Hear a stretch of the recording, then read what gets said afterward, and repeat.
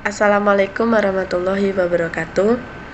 Perkenalkan, nama saya Lutfiah Maira, saya dari Prodi Akuntansi Syariah, NIM saya 179. Mata kuliah Sistem Informasi Akuntansi yang diampu oleh Ibu Fadilah Kurniawati.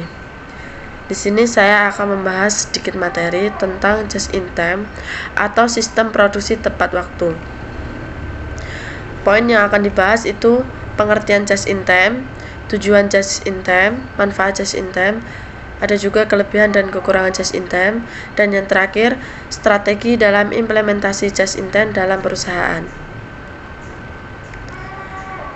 Dalam istilah, just in time itu sering digunakan dalam bisnis. Bagi yang belum tahu, just in time itu disingkat dengan JIT, merupakan suatu sistem produksi yang digunakan untuk kebutuhan sesuai dengan jumlah yang dibutuhkannya. Dalam industri, just in time itu merupakan suatu sistem produksi yang dirancang untuk mendapatkan kualitas, menekan biaya, dan mencapai waktu penyerahan seefisien mungkin dengan menghapus seluruh jenis pemborosan yang terdapat dalam proses produksi sehingga perusahaan mampu menyerahkan produknya, baik barang maupun jasa, sesuai kehendak konsumen tepat waktu.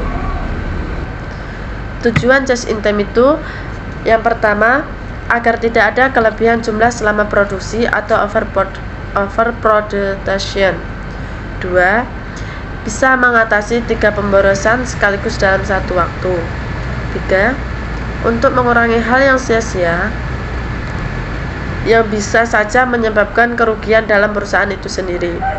Yang terakhir, perusahaan dapat meningkatkan laba dari hasil produk. Yang kedua, untuk memperbaiki posisi persaingan dan perusahaan.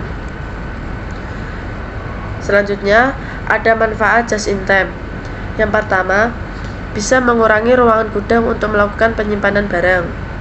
2. Mengurangi waktu penundaan jadwal produksi. 3. Dapat mengurangi pemborosan akibat cacat produksi karena bahan baku sudah dipastikan kualitasnya lebih dahulu dan merupakan barang dengan kualitas yang bagus. 4. Penggunaan mesin dan fasilitas dengan baik. Dan terakhir, bisa menciptakan hubungan yang baik dengan pemasok. Ada juga kelebihan just in time. Yang pertama, gudang atau tempat penyimpanan akan senantiasa punya ruang yang lega karena tingkat persediaan barang yang rendah. 2. Dengan tingkat persediaan yang rendah, adanya kemungkinan pemborosan akibat produk-produk yang tidak laku atau produk yang kurang update atau juga ketinggalan zaman, produk yang rusak telah melewati masa pakai hingga usang jauh lebih rendah. 3. Dapat menghindari penumpukan produk jika tidak terjual apabila terjadi perubahan yang mendadak dalam permintaan. 4. Bahan-bahan produksi hanya akan dipesan jika diperlukan saja.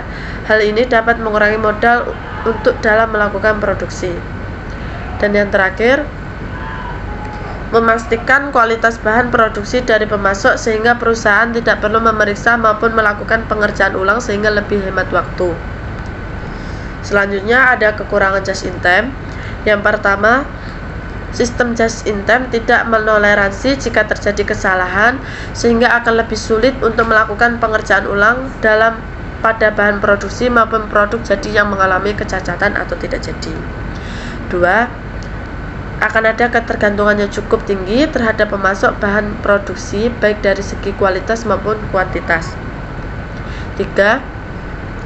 Ketika menerapkan sistem produksi ini, maka perusahaan akan jauh lebih susah jika menerima permintaan yang mendadak dengan jumlah yang sangat tinggi, karena jumlah barang hasil produksi tidak dapat memenuhi permintaan tersebut. Dan yang terakhir, biaya untuk melakukan transaksi cenderung akan lebih tinggi karena frekuensi transaksi yang lebih tinggi. Selanjutnya ada strategi dalam implementasi just in time dalam perusahaan, itu ada 2. Yang pertama, dukungan dari berbagai pihak yang ada di perusahaan. Tentu dukungan ini sangat diperlukan sebelum mulai memutuskan untuk menganut sistem just in time. Dukungan diperlukan dari semua pihak, terutama yang berada di sektor yang berkaitan erat dengan pembelian, pemasokan bahan, dan pimpinan. 2. strategi penerapan sistem just in time dalam proses produksi yang tepat yaitu dengan menggunakan sistem tarik yang bertujuan untuk memenuhi kebutuhan dan harapan para pembeli dengan menghilangkan pemborosan yang berlebihan. Adapun perusahaan yang sudah menerapkan just in time itu contohnya Apple. Raksasa teknologi Apple juga memanfaatkan prinsip-prinsip just in time untuk membuat proses pembuatan sukses. Pendekatan Apple terhadap just in time berbeda karena mereka memanfaatkan pemasok mereka untuk mencapai tujuan just in time. Apple hanya memiliki satu gudang pusat di Amerika Serikat dan sekitar 150 pemasok utama di seluruh dunia.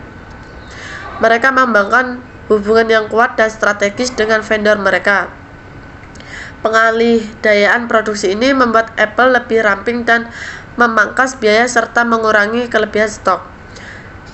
Dengan hanya satu gudang pusat di Amerika Serikat, sebagian besar inventaris mereka ada di toko retail mereka, menambahkan lebih jauh kecampuran just in time. Apple mulai memanfaatkan dropshipping. Akibatnya ini mengurangi biaya pengiriman, pemborosan, dan biaya penyimpanan. Sekian presentasi dari saya akhiri. Wassalamualaikum warahmatullahi wabarakatuh.